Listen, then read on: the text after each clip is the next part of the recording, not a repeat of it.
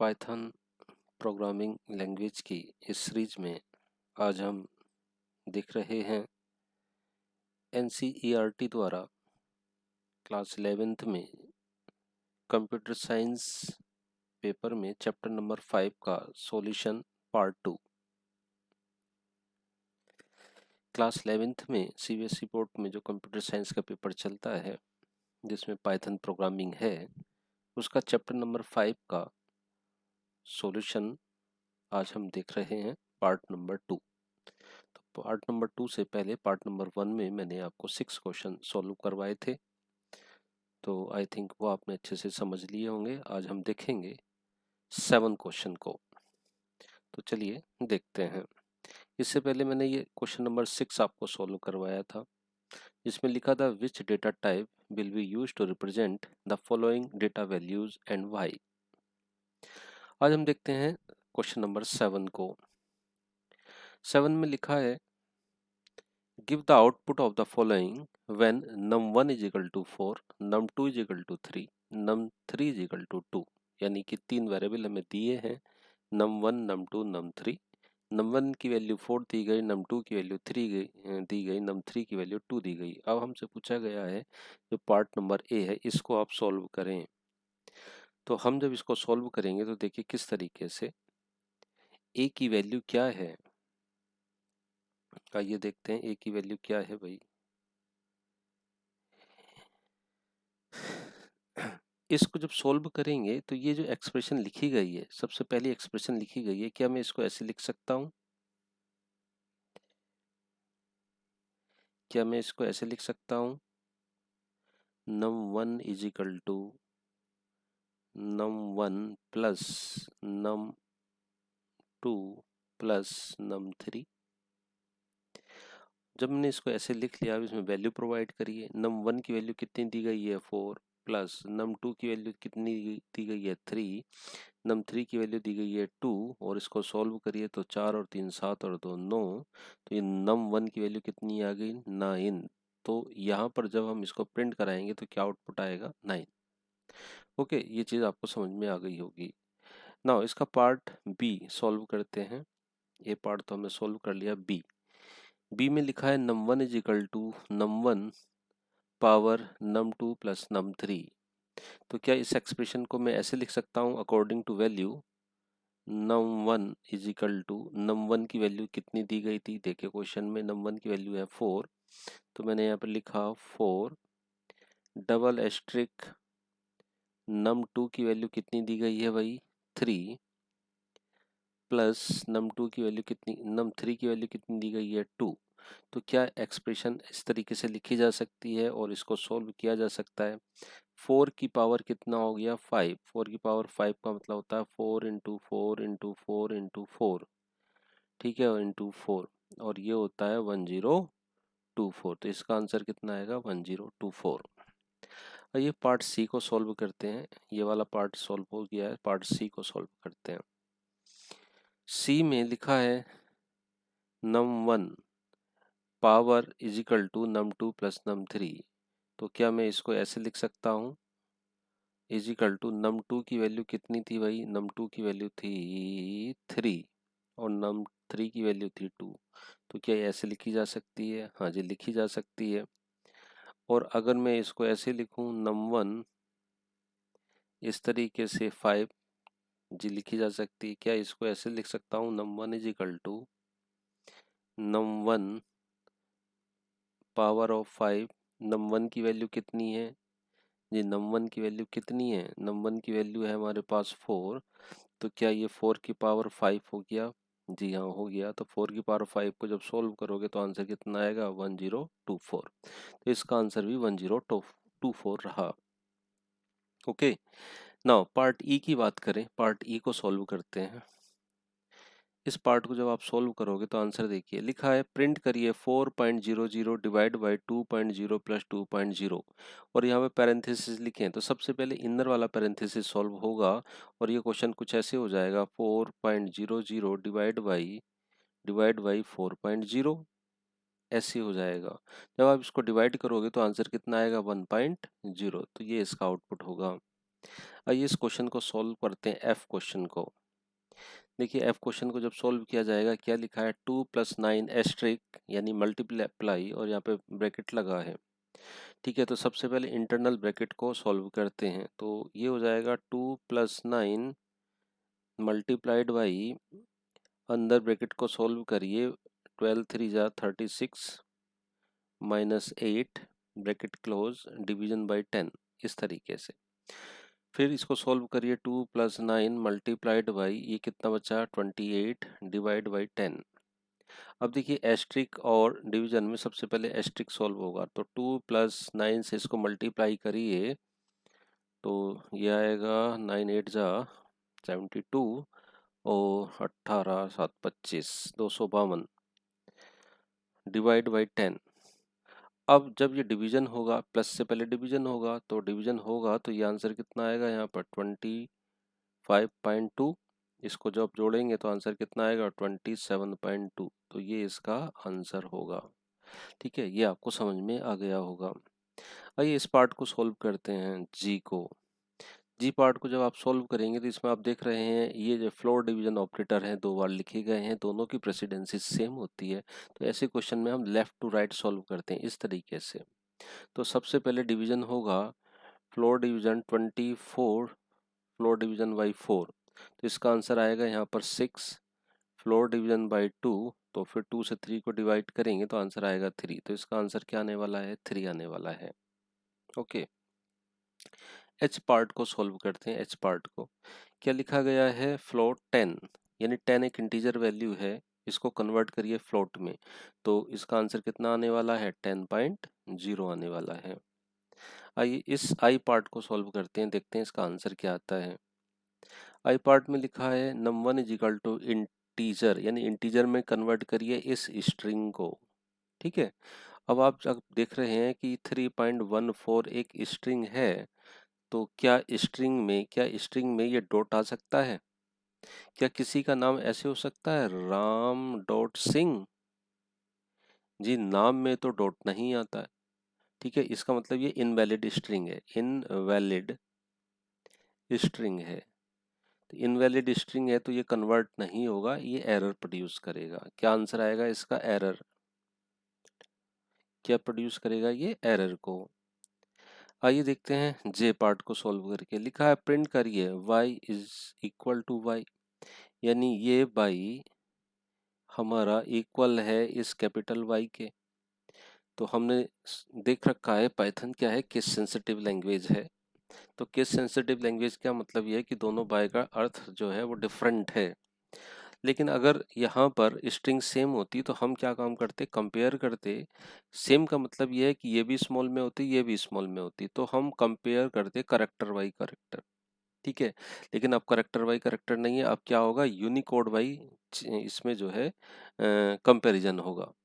तो इसका जो नंबर होता है, v का नंबर तो सेम निकलेगा क्योंकि दोनों सेम है।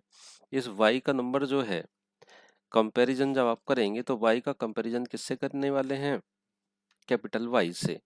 तो y का जब आप कंपैरिजन करेंगे तो y की वैल्यू कितनी होती है, 121 होती है, और कैपिटल Y की वैल्यू 89 होती है। तो जब आप इस y का इस y से कंपैरिजन करेंगे तो ये इक्वल नहीं होगी, तो इसका आंसर क्या आने वाला है, फॉल्स।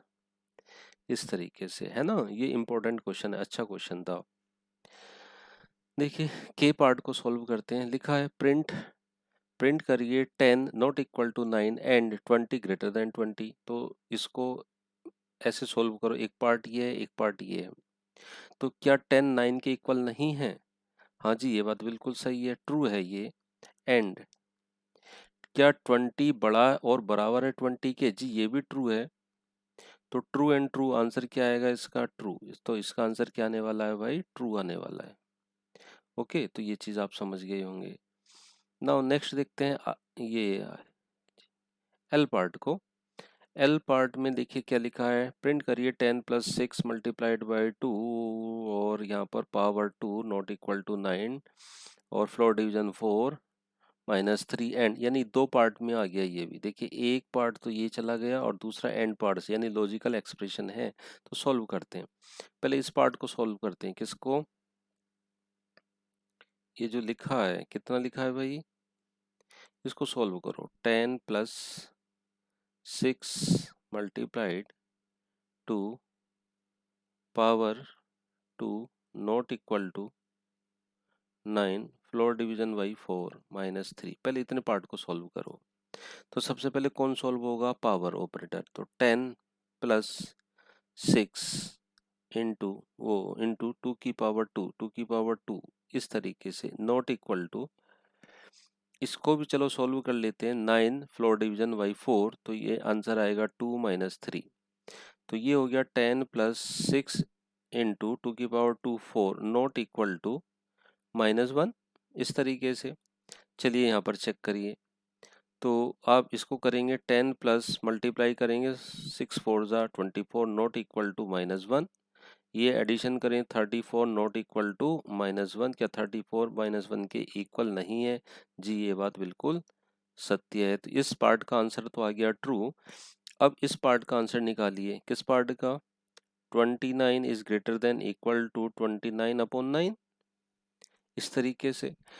तो जब आप इसको सॉल्व करेंगे तो वाकई में 29 जो है वो ग्रेटर देन निकलेगा इससे, यानी ये पार्ट भी ट्रू, तो ये पार्ट भी ट्रू और ये वाला पार्ट भी ट्रू। तो आंसर टोटल क्या आ जाएगा इसका भाई? क्या आ जाएगा? आंसर ट्रू आ जाएगा। ट्रू एंड ट्रू का रिजल्ट ट्रू होता है। ओके, आइए नेक्स्ट देखते हैं हम। नेक्स्ट देखते हैं हम m को। Print 5 mode by 10 plus 10 less than 50 and 29 less than 29, है ना। इसको, ये भी दो पार्ट में लॉजिकल एक्सप्रेशन है, एक पार्ट ये दूसरा पार्ट ये। तो सॉल्व करते हैं। 5 मोड बाई 10, तो 5 मोड बाई 10 यानी 5 को जब 10 से आप डिवाइड करोगे तो रिमाइंडर कितना आने वाला भाई? 5 ही आने वाला है। तो यहाँ तो आ जाएगा 5, यहाँ तो आ जाएगा 5 प्लस प्लस 10 लेस देन 50। अब इसको सोल्व करो। तो 10 लेस देन 50, तो ये हो गया भाई 15 लेस देन 50। तो ये तो हो गया ट्रू, यानी इस पार्ट का आंसर यहाँ से लेके यहाँ तक तो आ गया ट्रू। और इसको चेक करो, 20 लेस देन इक्वल टू 29, ये भी ट्रू। तो यहाँ भी ट्रू, ये वाला पार्ट भी ट्रू, एंड वाला पार्ट भी ट्रू, और ये वाला पार्ट भी ट्रू। तो ट्रू एंड ट्रू का रिजल्ट क्या आता है भाई? ट्रू ही आता है। तो इसका आंसर भी क्या आ गया? ट्रू आ गया। ओके, नाउ इस पार्ट को सोल्व करते हैं। एन पार्ट को लिखा है प्रिंट करिए। अब देखिए यहाँ पैरेंथेसिस लिखे हुए हैं, तो सबसे पहले इसको सोल्व करिए। 0 इज लेस देन 6, तो ये बिल्कुल ट्रू है। और नोट 10 इज इक्वल टू 6, तो पहले इसको कंपेयर करो। 10 इज इक्वल टू 6 यानी ये फॉल्स, तो यहाँ पे लिखा है नॉट फॉल्स, ऐसे लिखा है। एंड एंड लिखा है ये 10 इज लेस देन 0, ये भी फॉल्स। तो देखिए पहले इसको करिए। नॉट फॉल्स का मतलब true, true and false. True and false का मतलब रिजल्ट हो गया आपका फॉल्स। और यहाँ पर क्या लिखा? ट्रू। तो ट्रू और फॉल्स, तो रिजल्ट किस में चला गया भाई? फॉल्स में चला गया। तो आंसर क्या आएगा इसका? फॉल्स आएगा, इस तरीके से। ओके, तो ये था क्वेश्चन नंबर 7 जो आप देख चुके हैं। अब हम सॉल्व करते हैं क्वेश्चन नंबर 8 को। आइए देखते हैं question number 8। Categorize the following as syntax error, logical error और रन टाइम एरर।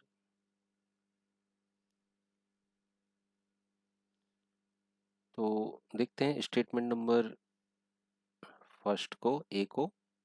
तो 25 डिवाइड बाई 0, तो जब 25 को डिवीजन बाई 0 करेंगे तो ये रन टाइम एरर बनेगी।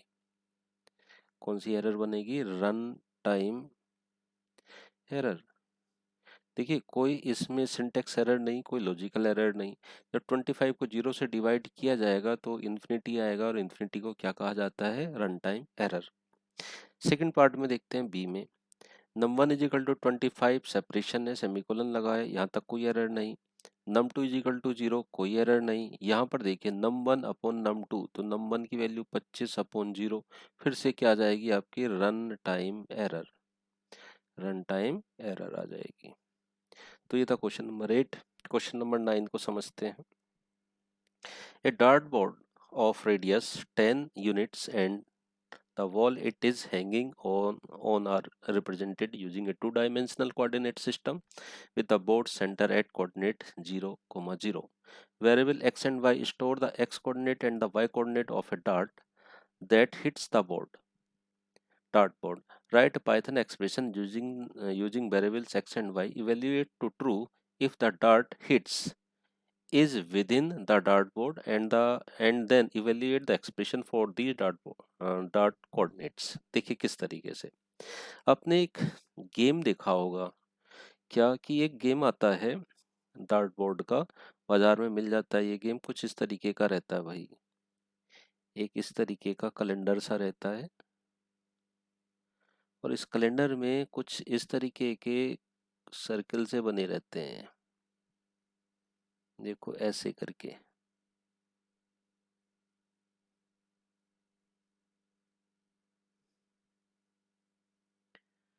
ठीक है, ऐसे करके सर्कल से बने रहते हैं। ठीक है, ऐसे करके सर्कल से बने रहते हैं और ये डार्ट बोर्ड जो है एक दीवार पर हम एक कील की माध्यम से इसको यहाँ पर लटका देते हैं। एक हमारे पास यहाँ पर एरो होता है,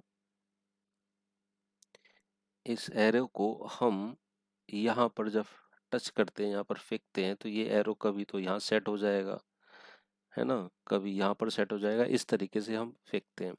तो क्या दिया गया हमें, ये दिया गया है कि एक डार्ट बोर्ड है जिसको हमने वॉल पर हैंगिंग कर रखा है। इसके जो सेंटर पॉइंट है इसके कोऑर्डिनेट क्या सेट किए गए हैं, 0, 0 सेट किए गए हैं और इसकी और वॉल की जो रेडियस है ये कितनी है भाई, ये है आपकी 10।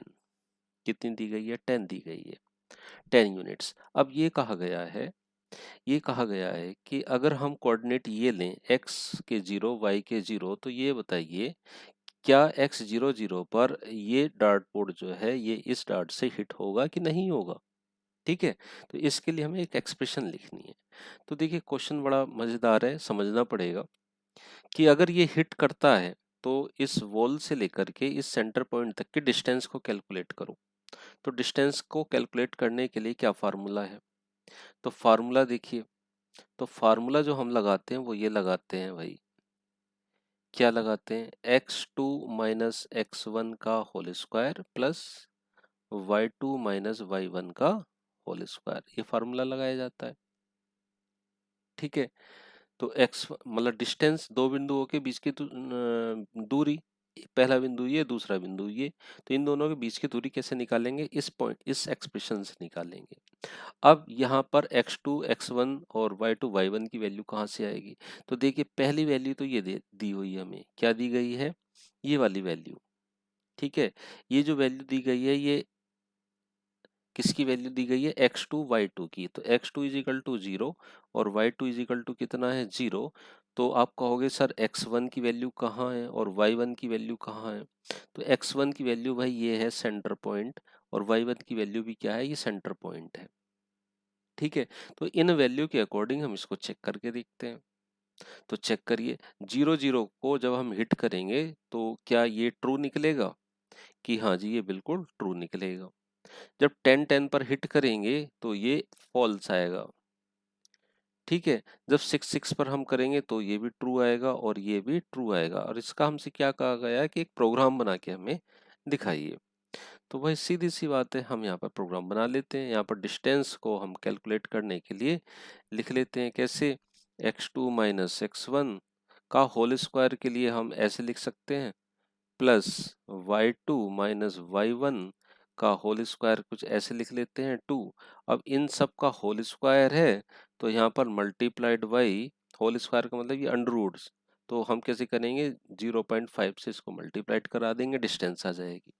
अब यहाँ पर हम चेक करेंगे if distance distance is less than 10, अगर 10 से कम है तो ये बोर्ड हिट हुआ होगा और अगर ये 10 से ज्यादा आ गई तो ये हिट नहीं हुआ होगा। ठीक है, तो हम यहाँ पर लिखने वाले हैं if distance is less than 10 then answer क्या प्रिंट करने वाले हैं हम यहाँ पर, ट्रू।